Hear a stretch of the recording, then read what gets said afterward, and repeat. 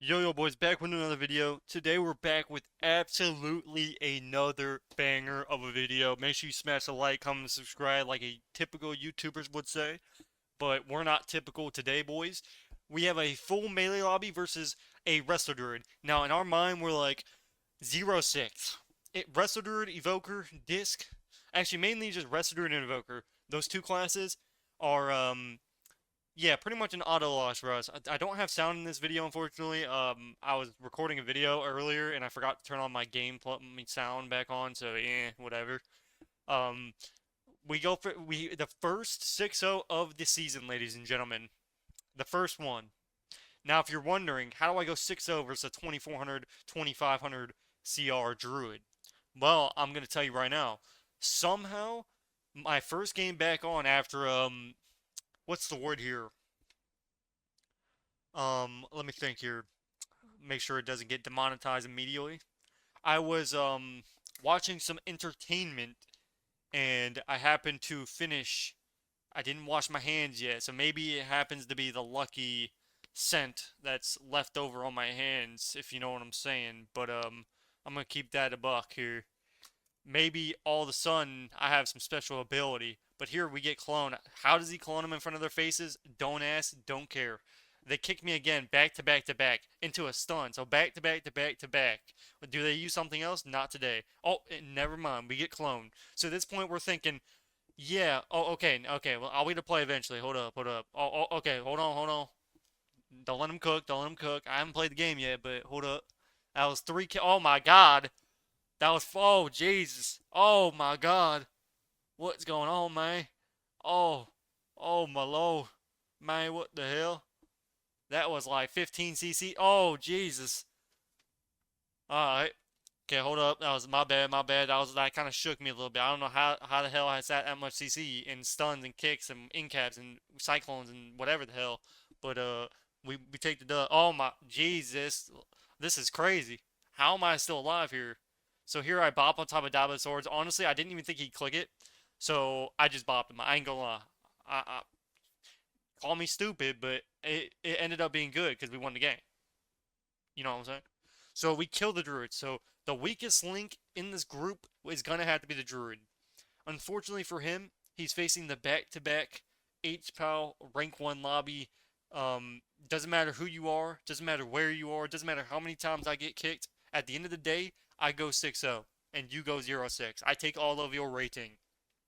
Now, if you're wondering how I went 6-0, now sometimes I just get lucky. I ain't gonna lie. But there's other times to where I just be playing like a god tier. So the last game, to be fair, they did do double the damage. So they figured out, okay, so if I can't, if he's too good at healing, we're gonna have to train the HPAL. We know the HPAL is the weakest link because he's gonna die in 2 globals. So what we're gonna do is we're gonna train him. The reason I have my other aura on is when he silences me, it's gonna be reduced. And on top of that, when I use my aura mastery, I can actually cast while I have aura mastery. You know what I'm saying?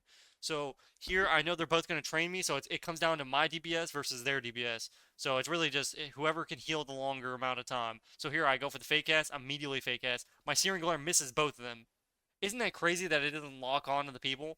So I didn't even bother changing it, because every time I move it, it misses. I ain't gonna lie about that. For some reason, my mouse is just weird with it. If I'm not facing in the direction, I can't move it once it's already started. So I had to, wherever I put it, it has to go there. That's very unfortunate. Here I get the fake cast because I already know they're going to kick me. Somehow I hold bubble. It's ridiculous how long I hold my bubble. As an H PAL, if you play an H PAL, you know how hard it is to hold your bubble when you have 2 melees on you. It's almost, if you don't get precog back to back, literally, I got precog and I'm still dying. If I was any other class, if I got precog with another class, I would have been topped off. So here I finally get topped off after I, spam heal myself. At this point, we're going for fake cast because we know DK is going to immediately kick me.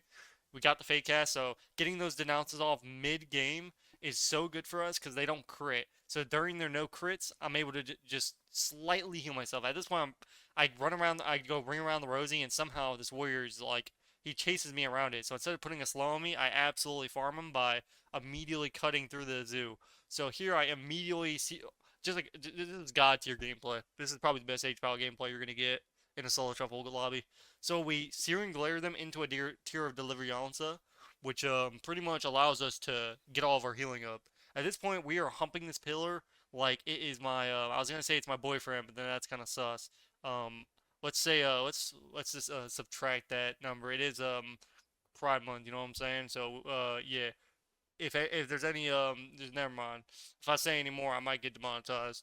So we'll just keep it at that. Um, if I wanted to say something else, I would have said it. I think everybody knows how I feel about that. But we just gonna keep it low key and we respect everybody. Not not really, but you know what I'm trying. Let's keep it above. All right?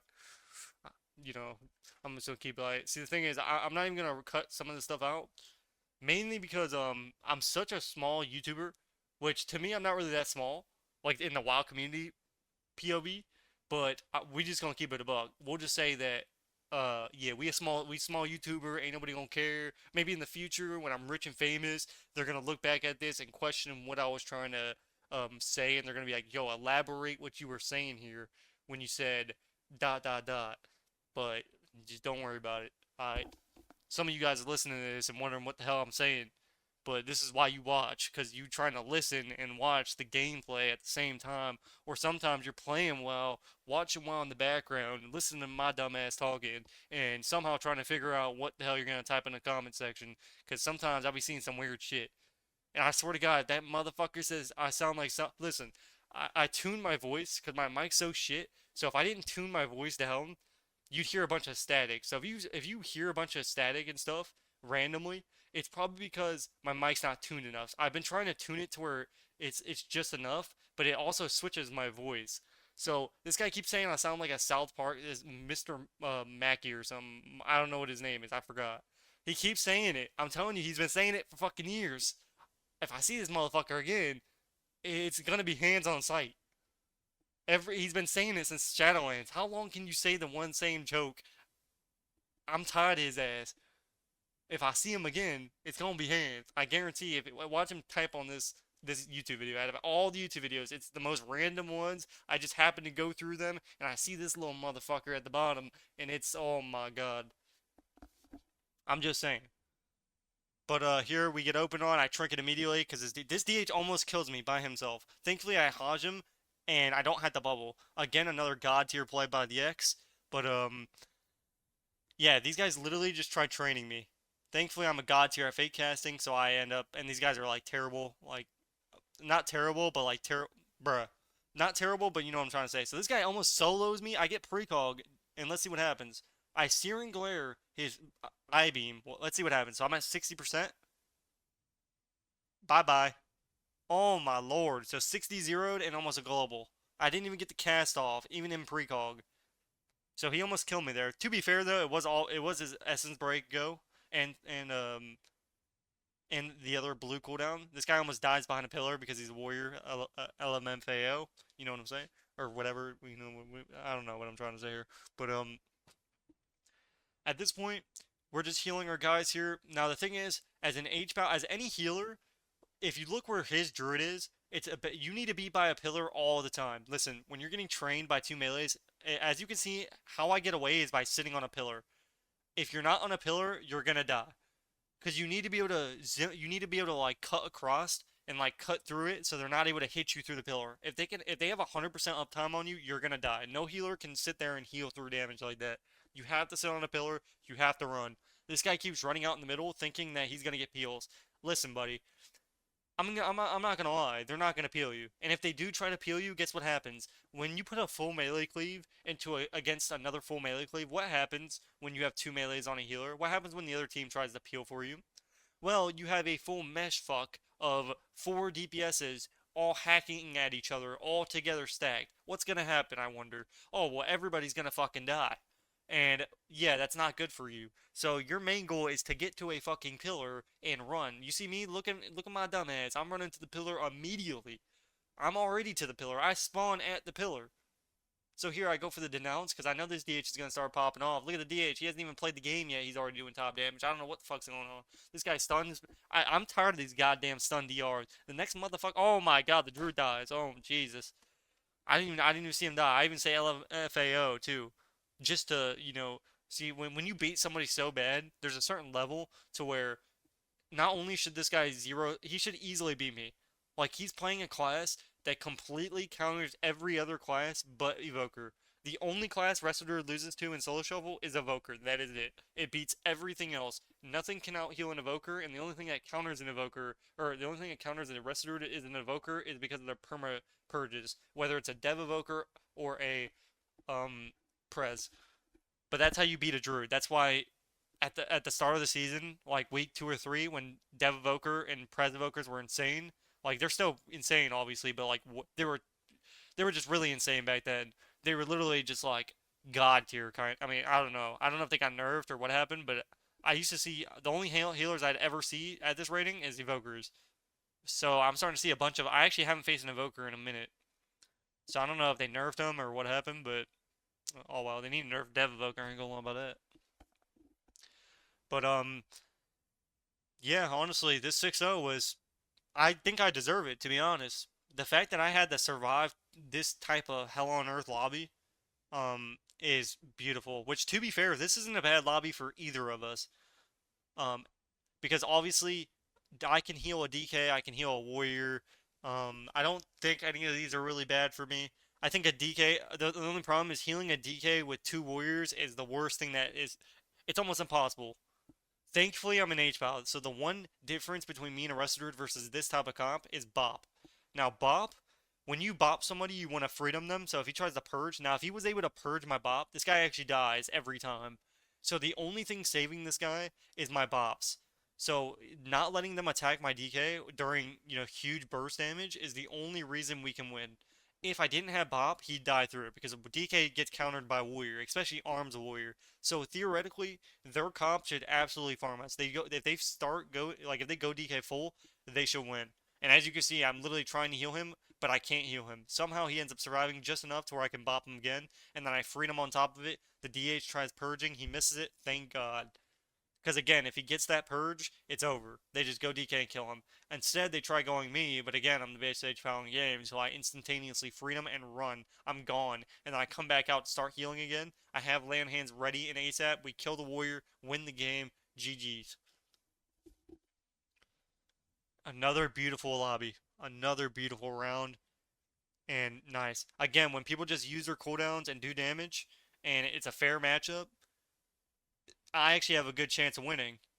Even though I shouldn't win any at all. If this wrestler was good and he actually knew how to play versus HPAL, because he hasn't pushed him for a clone at all. He pushed him for like 1 or 2 clones. As a wrestler, all you need to do to beat an HPAL is clone. If he cloned the DK on the bops that I gave him, we would have lost the game because I wouldn't be able to heal him. If he bopped, like there's so much stuff a wrestler can do in a lobby to win games by peeling. Like there's just so much stuff you can do, and you have to do them as a wrestler. You can't you gotta like stop with the mindset of playing with Casterclave. Now, if you're playing with the Casterclave, that how he's playing is how you can play. Now, however, he's not playing with the Casterclave. He's playing with a melee cleave, meaning he has to push in and do something. He hasn't done that at all. If he did that, we would have lost every game, every round. There would have been no chance of us winning, other than the one in the opener that we got lucky because he decided just to die. But that's how you win as a Rusted Druid. As you can see, he's running out into the open, which is the worst thing that you can do as a Rusted Druid. All he has to do is, and the fact that he's actually healing through both of them, and he's literally spamming clone in their face, is just historically funny. Because again, this class should never lose, and I'm in the open here, and as you look at this, like again, look at the difference in how I was in the open for 2 seconds, and he's been in the open. That's the difference between our classes right there. So he darkness is here, so I run back into the dark. So I'm like, okay, he darks. I'm hell yes, I'm going back in the dark. I fake cast him in the darkness. He thought I wasn't gonna fake cast, but again, when you're facing a player like me, sometimes in life there are things you must do that aren't your favorite things, but sometimes you just gotta do it. You know what I'm saying? But yeah, we get the darkness. We survive a little longer. At this point, we have to win the game. I have what Bop, boom. So Bop save us. I have to save my next Bop. So I don't want to. I need to save Bop for myself because if my DK has no CDs, we have no CDs pretty much. And at this point, this warrior's on me. So I'm like, okay, if I make the decision to Bop the DK, land hands isn't gonna save me at this dampening. It's just not. It's just gonna do like 30%, 40% max. So I'm like, okay, I'm saving the bot for myself. I was gonna click it on the DK because he was getting low, but I was like, yeah, if I do that, they swap to me and I die. So I have to save Bop. I have to. So here I hold it because I pre-sacked the stun like a god among men. At this point, he's getting low, so we're going to have to land hands him and then get ready to bop ourselves. We probably use it soon. We'll see. It looks like I try to fake cast here. Looks like they're not kicking. At this point, we're going to need to click something, so we're getting quite low. I'm still trying to get the fake cast. Too late. We need to land hands immediately. Land hands didn't do anything. I'm going to bop myself once I get low enough. So I get precog, but it's too late. I need to bop before they kill me. It's too high damp. At this point, we're in a good position to where we need to win immediately. This is our last ditch effort to kill. That was their go. That was their burst go. We lived it, and now we win the game. We train their druid. We win the game. GG's. Hopefully you guys did enjoy this video and this commentary. If you want to see more videos like this, make sure you like, comment, and subscribe. If you want to get coaching or carries, make sure you DM me on my Discord. Peace, peace.